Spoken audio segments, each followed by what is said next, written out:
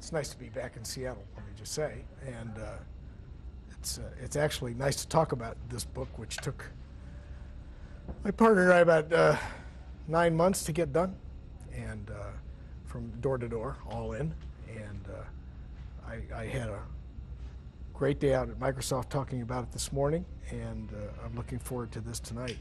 I thought maybe what I would do is talk for, I don't know, 20 minutes, 25 minutes, and tell you how I got here and what this is all about. And then the most fun about this is to answer questions, quite frankly. So I hope you won't be bashful. There are no bad questions. There are only rotten answers. And you're going to get some of those in any event. By the way, this podium moves. So if I have to make a fast getaway, I can do it. We don't know how to lock it down, so anything could happen here. Well, this book is called Burning the Ships, which is a kind of an unusual title for an intellectual property book.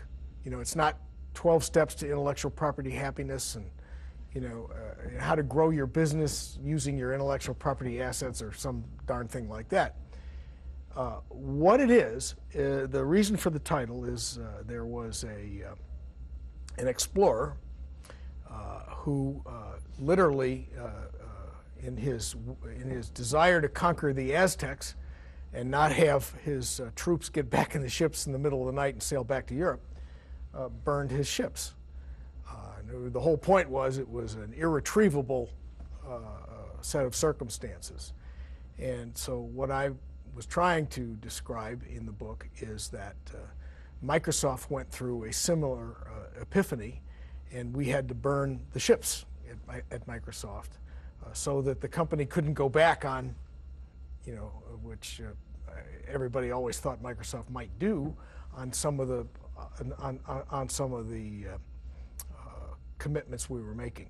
What was this one? There was a clause in Microsoft's agreements for years called the NAP clause, and NAP stood for non-assertion of patents. And this was written by Bill Gates, of all people. So why did he write it? Well, Microsoft didn't have any patents, and yet we were shipping all these products to technology companies. They had lots of patents. And so what we were really concerned about, what they were, I didn't join Microsoft till 2003. What they were really concerned about was a situation where the Windows ecosystem, assuming we ever got one back in those days, would be fraught with litigation to and fro among all the companies. And Bill was smart enough to sort of anticipate what the world is like today, quite frankly, a highly litigious world. So we invented this clause and says, if you want Windows, you agree not to sue anybody for patent infringement involving the way they might use Windows or what they might have in Windows.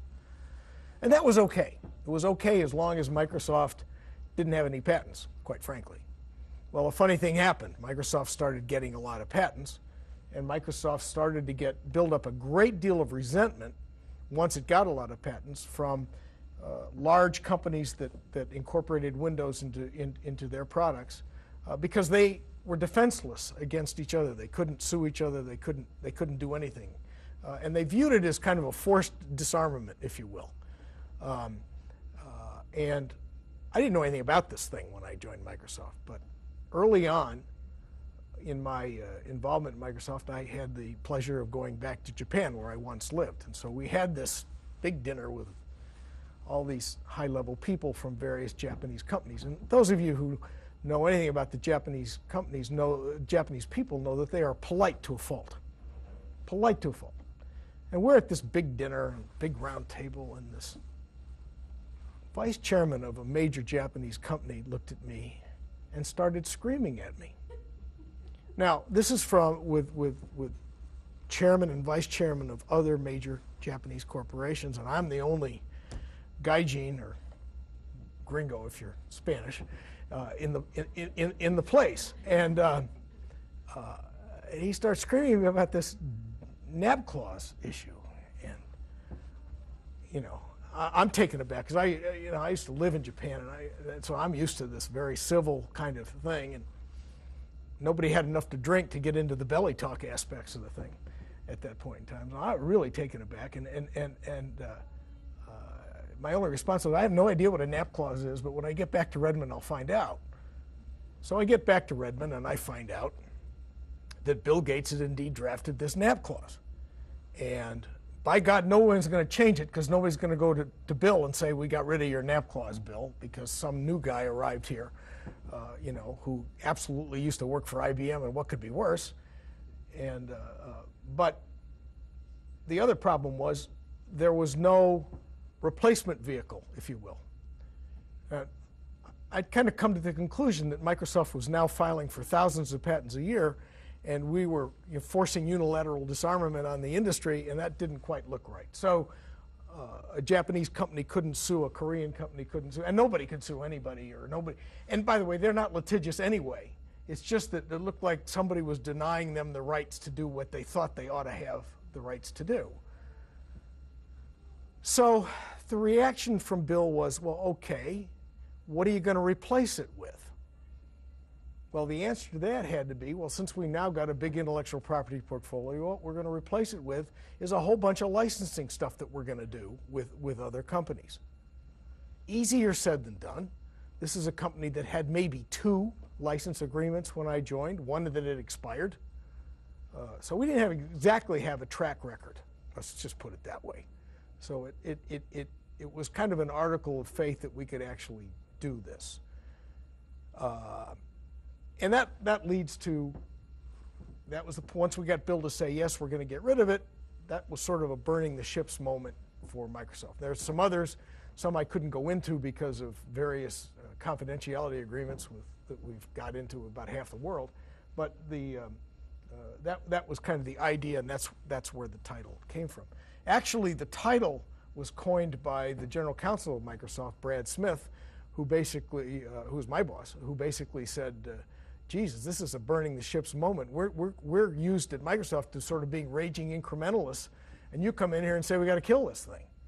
And oh, by the way, it's Bill's agreement. I mean, this was not an easy conversation. He said, how are we going to do that? How are we going to convince Bill? And I said, well, we're going to do this cross-licensing stuff. Well, with what? And I said, well, with A, all the patents we're now getting, and B, the technology we have under development and all of that stuff. People are going to be interested in that. Now, this is a company, in my view, that has grown up in a kind of a wet corner of the United States, which had a big airplane company and a software firm and not a whole lot else at the time. And certainly was not anything like the East Coast with hundreds and hundreds of corporate headquarters, or Chicago for that matter. And it was very successful, thank you very much. And it was also the wealthiest company in the world, a fortiori. We're the smartest people in the world, a fortiori, leave us alone. That's kind of and who are you anyway? You're from the outside, and you haven't been vaccinated with the right DNA needle that we all have, and so what do you think you're doing? So that's what we had to go through. And then somebody had to go tell Bill we were going to get rid of the damn thing, and we were going to come up with this kind of airy-fairy cross-licensing thing and build relationships and all of that stuff, you know. And building relationships was not exactly a Microsoft strength. Let's just put it that way. But that's kind of what we had to do. I had worked almost 30 years for IBM. When I left IBM in the year 2000, IBM had 1,826 of these giant cross-license agreements. I suspect that's still a world's record. But what you have when you have 1,826 cross-license agreements is you have kind of a non-litigation pact, if you want to think of it that way, with 1,826 companies. They don't sue each other once they get into this kind of a mode.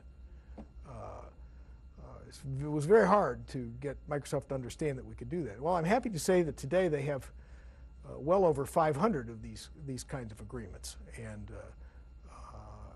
that's a great thing. And they'll be at 600 probably by the end of this year, and they add about 100 a year. And people are going to run out of the ability to sue each other pretty soon in our industry, which would be a wonderful thing because Microsoft is kind of a litigation pincushion, quite frankly. Because if you believe in the deep pocket theory of justice, as most plaintiff lawyers do, Microsoft is a terrific target for this kind of stuff. So that's what we started to do, and that was the basis for the book. Well, when I got to Microsoft, it was obvious to me that Microsoft didn't need cash, and anything we did to acquire cash would look like further tax on the industry by the wealthiest company in the world.